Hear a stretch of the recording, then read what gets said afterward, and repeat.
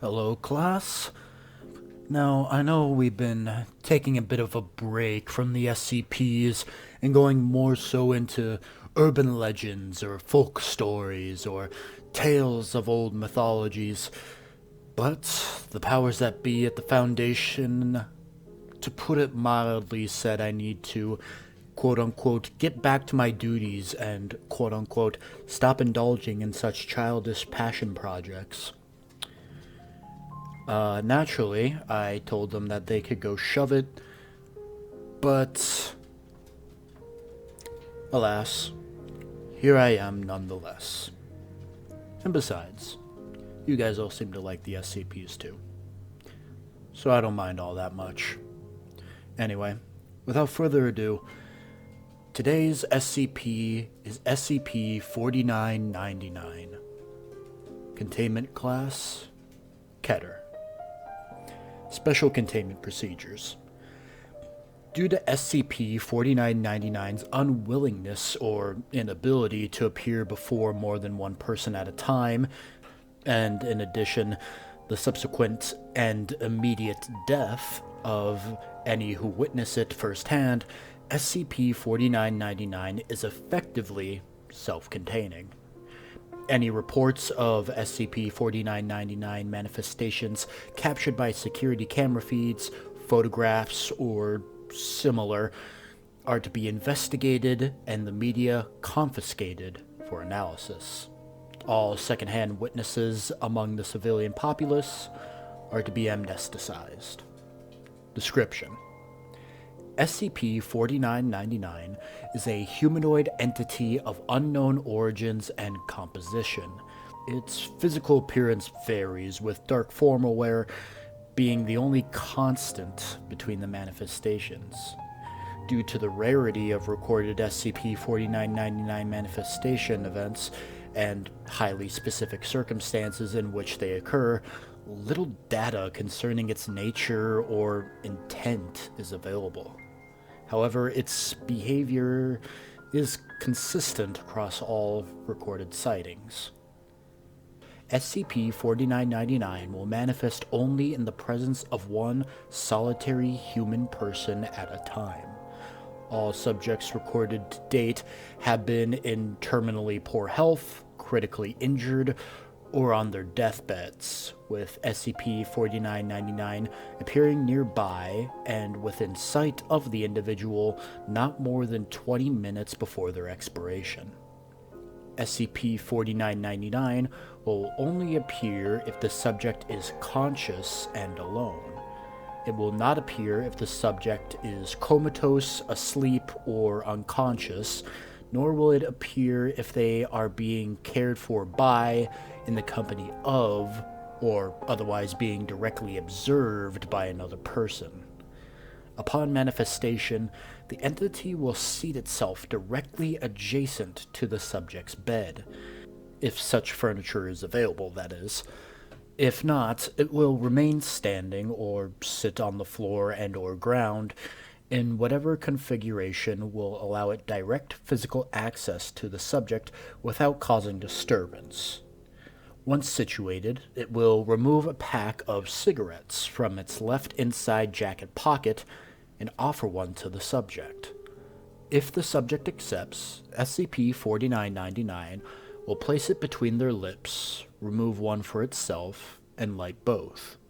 If the subject declines, SCP-4999 will light and smoke the cigarette instead. The entity will make physical contact with the subject, typically via holding their hand, placing its hand atop theirs, or resting its hand on their shoulder. SCP-4999 will then remain with the subject, silent and unmoving, until they have passed away. SCP-4999 has not been seen to engage in any other activity or behavior and demanifests immediately upon the subject's death. The subject's cigarette, however, will remain, providing the only physical evidence of SCP-4999's presence. No subject thus far has been seen to recoil from or otherwise resist the entity, nor have any attempted to engage in conversation, despite multiple instances of subjects acknowledging the entity's presence via eye contact, adjusting posture to recuperate or facilitate the entity's touch, breaking into tears when noticing its presence, or verbally thanking the entity when offered a cigarette. Individuals affected by SCP-4999 share a number of common attributes. Research into identified subjects has indicated that SCP-4999 is more likely to appear if an individual lives alone, is non-religious, is impoverished or homeless, displays a history of mental illness, is a military veteran, has no criminal record or has never been convicted of a violent crime, has no current surviving family, is unmarried or otherwise lacks a significant other, has little to no social standing in their community, does not exhibit any record of significant professional or personal accomplishments, or has few to no mutually beneficial interpersonal relationships, or exhibits qualities and life history that have rendered the individual nondescript, anonymous, neglected, or otherwise unremarkable, or what could be considered insignificant by the standards of their respective society. No testing involving SCP-4999 has been authorized or attempted, due to available data indicating that observation of a subject preludes its manifestation, as well as ethical concerns. Discovery. SCP-4999 was initially discovered as the result of its emerging status as an urban legend, with the footage of the entity appearing on hospital security cameras worldwide being disseminated via the internet and various television programs. A minor disinformation program was put into effect to maintain this public image, and SCP-4999 was officially registered on November 27, 1998. In the following years, SCP-4999's classification, additional research, and cross-referencing with accounts of similar phenomena have suggested that while concrete evidence of SCP-4999 appearances have become more commonplace due to the advent of photography and video recording technology in the modern era, writings and artistic descriptions of a figure exhibiting similar properties, behavior, and physical resemblance to SCP-4999 exist throughout world history, culture, and mythology, with some accounts being thousands of years old. In some cases, predating human civilization. It is not currently understood how pre-modern cultures would have been capable of detecting SCP-4999's presence. Investigation is ongoing. Well, that's the end of this log. You know, in the world of constant world-ending monsters, horrible things, and things that seem so strict with other SCPs that if you don't follow them to the absolute letter, something bad could happen. It's nice to know that there's at least one of them out there, at least passively looking out for us, you know? Anyway, I don't mean to get all mopey during a session. Thank you all for listening, and until next time. Hello again, class. Today we're going over another SCP. Today's SCP is SCP-066. Object class is Euclid Impetus, which is a class unique to this SCP, impetus essentially meaning to activate. and that might become more obvious as to why it's like that here in a moment. Special Containment Procedures. SCP-066 is to be kept in a tungsten carbide box in Site-21's high-value item storage facility. Once every month, this box must be manually inspected for damage to the interior. Note as to why it has to be done manually, it's because SCP-066 constantly destroys any recording devices placed inside the containment box. If damage is present, SCP-066 must be moved to a new box. This task is performed via a robotic arm capable of performing the task in under 3 seconds. Description: SCP-066 is an amorphous mass of braided yarn and ribbon weighing approximately 1 kilogram. Strands of SCP-066 may be taken individually and manipulated. When this is done, a note on the diatonic scale C-D-E-F-G-A-B is produced by the object. When a set of 6 or more notes is produced, SCP-066 will produce an effect of varying nature and duration.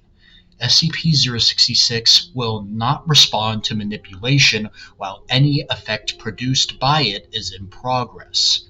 Prior to Incident 066-2, results have included 1. SCP-066 transformed into a small calico kitten for 17 minutes. The kitten exhibited significant friendliness and playfulness and appeared to be declawed. Number 2. A song lasting 4 minutes with an acoustic guitar and vocals by singer-songwriter Redacted. The lyrics warned the listener not to use sharp objects without parental supervision. Number 3. A small cupcake, chocolate with chocolate frosting and a lit candle stuck to the top. Notably, the tones produced prior to this effect corresponded to the opening notes of Happy Birthday. SCP-066 became responsive after said cupcake was consumed.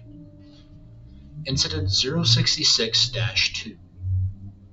On April 18, 2008, D/066/4437 was instructed to use a pair of scissors to remove a portion of SCP-066 for testing. However, when he began to cut it, SCP-066 rolled 1 meter away from him before stopping and making an unidentified squeaking sound. Before he could be provided with further instruction, D/066-4437 attempted to cut it again. SCP-066 rolled away and produced the phrase, "Are you Eric?" in response. After D/066-4437 replied in the negative, SCP-066 morphed into its present state and began emitting loud, dissonant staccato notes until D/066-4437 was escorted from the room.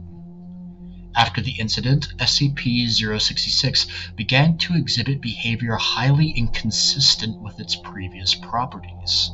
SCP-066 now displays significant mobility, primarily in the form of being able to move tentacular portions of itself at very high speed.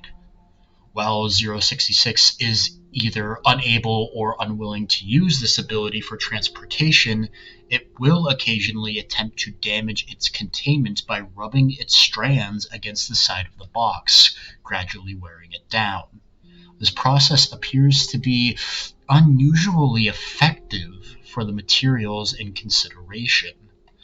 Additionally, SCP-066 will automatically produce notes and effects in the presence of any human, regardless of whether that human interacts with SCP-066.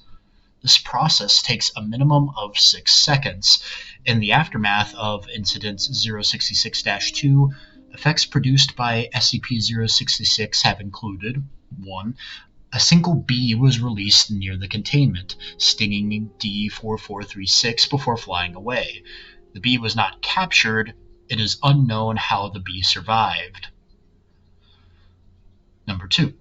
Beethoven's Second Symphony was played over 140 decibels, causing permanent deafness in 3 personnel and permanent hearing damage in 8 others. Number 3. The room containing SCP-066 experienced sudden and complete absence of light for 5 hours. Personnel in the room reported hearing loud breathing behind their shoulders, although no source was apparent. When it is not producing anomalous effects, SCP-066 will say the name Eric constantly in a deep, masculine voice. Very interesting. A lot to unpack here. Wonder what the source of it all is and why it's so obsessed with the name Eric. Maybe it's a creator or something that it knew? Who knows? I do think the class Euclid Impetus is quite interesting, as no other SCP has that specific impetus next to it. I suppose it was because something had activated it, probably with that D class that made it be classified as Euclid. Oh well. Hopefully one day we find out. That's for the other guys in the lab. I'm just here to teach you all about it. Thank you all for attending today's lesson and lecture. You are all welcome to leave. And until next time. Hello, class, and welcome to a special session today. The only reason why it's special is because, as you can see by the date this is uploaded, it's 420 day. And myself included as being part of the immature masses, I supposed that this specific SCP would be a bit appropriate to cover today, if by no other reason than its item number. That item number being SCP-420. Object Class Safe. Special Containment Procedures. SCP-420 is to be contained in Storage Locker 1014-420 at Site Redacted. Level 3 clearance is required to remove it from storage. Samples of SCP-420-1 not in use for testing should be stored in the container marked SCP-420-1 Decon in Locker 1014-420 until they lose potency, at which time they can be disposed of as biohazardous liquid waste. Please make note of the time and date in the attached log when samples of SCP-420-1 are added to the decon container. Those infected with SCP-420-2 are non-contagious and should be contained in a standard solitary D-class secure confinement. Do we have all that? Good. On reaching Phase 3, infectees' rations should be doubled. Phase 4 infectees should be kept under constant surveillance for signs of advancement to Phase 6, in which case the infected must be destroyed by high-temperature incineration. Description: SCP-420 is a dirty bottle of a Redacted brand of whiskey with no lid. When emptied, a small amount of whiskey-like liquid, which is known as SCP-420-1, remains in the bottle, appearing as liquid adhering to the sides. This liquid pools back into a few millimeters of SCP-420-1 over time. Drinking SCP-420-1 will cause SCP-420-2, a non-fatal but consuming degeneration and mutation of skin and tissue, such as hair, fingernails, etc., in the infected. Cases of SCP-420-2 should be contained for further study. Early cases can be treated, see the treatment below. SCP-420-2 has only been shown to affect humans. SCP-420 cannot be washed out. Liquid added in turns into SCP-420-1. When poured out, SCP-420-1 retains its properties for up to 48 hours. Chemical analysis shows no anomalies in SCP-420-1 before or after loss of potency.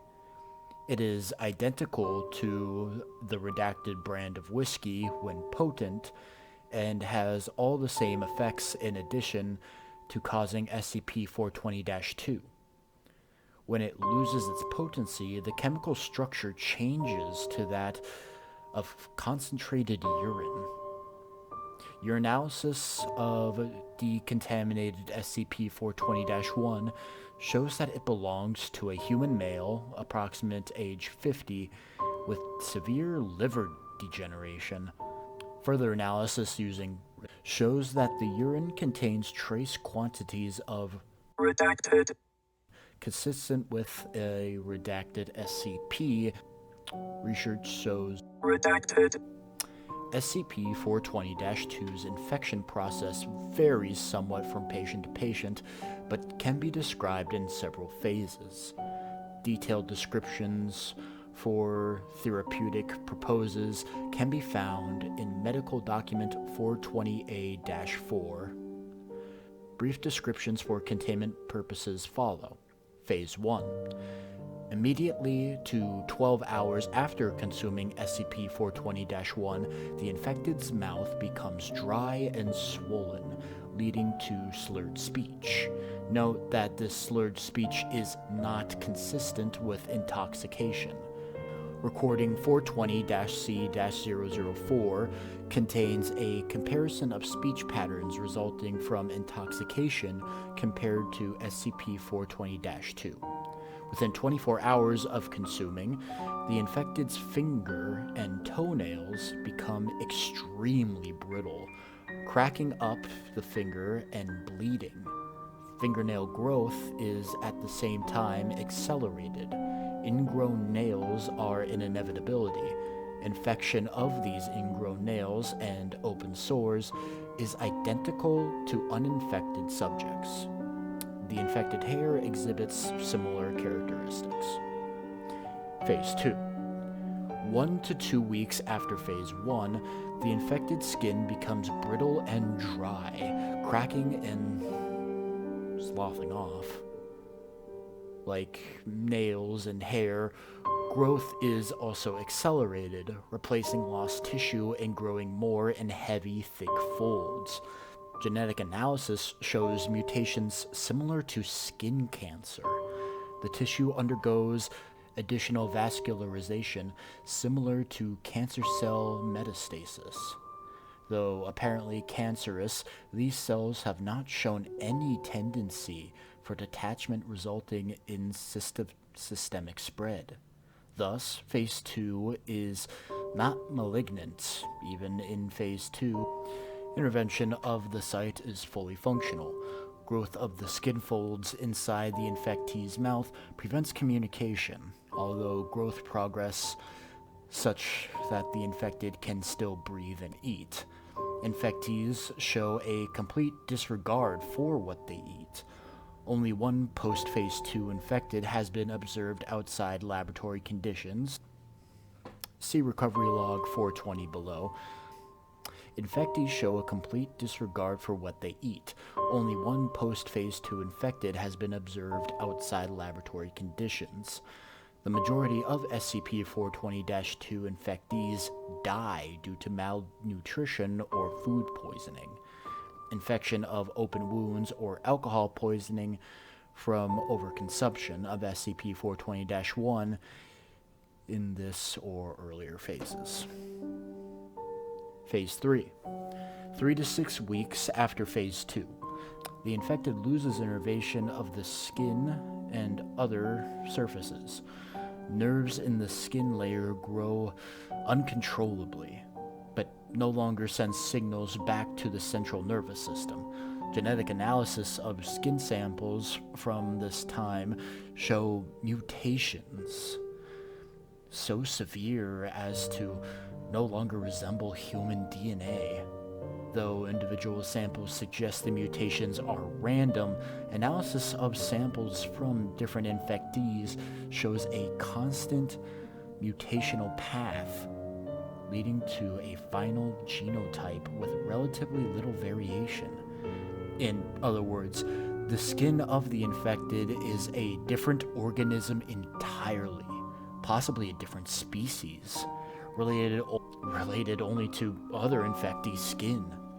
At this stage, tumors may form inside the skin layer, analogous to several types of tissue, including muscle and secretory cells. Also at this stage, the skin slows its cracking and falling apart, although it never stops entirely. It becomes a thick series of leathery folds with exposed bloody tissue beneath. Fingernails and hair grow out from the skin at apparently random locations. Phase 4. This happens 3 to 7 days after Phase 3. The skin begins to twitch and writhe of its own in apparently random patterns. Differentiated tumors develop into whole surfaces of contractile and other tissues. Small throats begin to form, leading from the outside of the skin to the circulation of the host, but are mainly non-functional at this point. The host's mouth still does most of the eating, although the host itself doesn't appear to be eating now. The mouth is instead working on its own. CAT scans of the host's brain activity show panic and fear as the only dominant thoughts and motor groups in the jaw muscle area are not recruited. Rather, chewing and swallowing are forced by the motions of the mutated skin. Phase 5, 1 to 2 days after Phase 4. Phase 4 and 5 may overlap significantly, with different portions of the skin entering Phase 5 faster than others. The twitching and writhing skin activity gives way to organized motion. The skin can now be considered a separate organism from the host. It moves the body like a puppet, albeit somewhat slowly, and exhibits extremely rudimentary intelligence. It is a scavenger organism and opportunistic predator.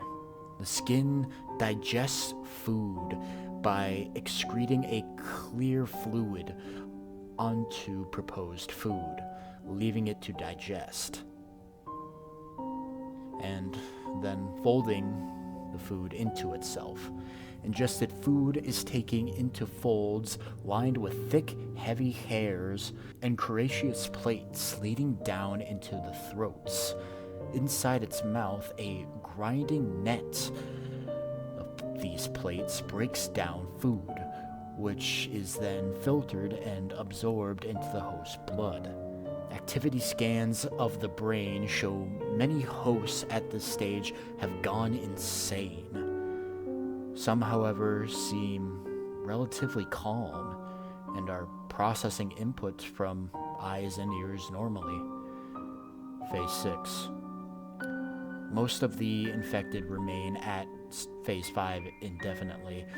The trigger which causes a shift into Phase 6 is unknown. The skin begins rapidly growing hair and teeth, increasing in mass, and Redacted. Infected patients who appear to be entering Phase 6 should be destroyed immediately by total incineration. Treatment. SCP-420-2 can be treated in Phase 1 by aggressive radiation and chemotherapy, coupled with constant intravasous administration of formula 420-A09T-T174B. This treatment has a 73% chance of success rate and a 21% chance of fatality. From Phase 2 onward, constant administration of SCP-420-A09T-T174B will slow the progression by 2 to 10-fold, but rarely removes it entirely. Success rate of full removal of SCP-420-2 drops by about 25% per day after the onset of Phase 2. Additionally, 420-A09T-T174B appears to be at least part of the trigger to entering Phase 6. The treatment should be halted in Phase 5 if it is not cured. Recovery Log 420. SCP-420 was found in the possession of an unidentified vagrant in Redacted. United Kingdom. Agents had been sent to investigate reports of a bridge troll, which was revealed to be the aforementioned vagrant in Phase 5 of SCP-420-2. The vagrant's skin appeared to be using SCP-420 to create and drink SCP-420-1 constantly through its mouths, although its primary sustenance came via refuse, local pets, and Redacted. the vagrant was collected and designated SCP-420-A. SCP-420-A perished during experimentation on Redacted 2010 and was incinerated after autopsy.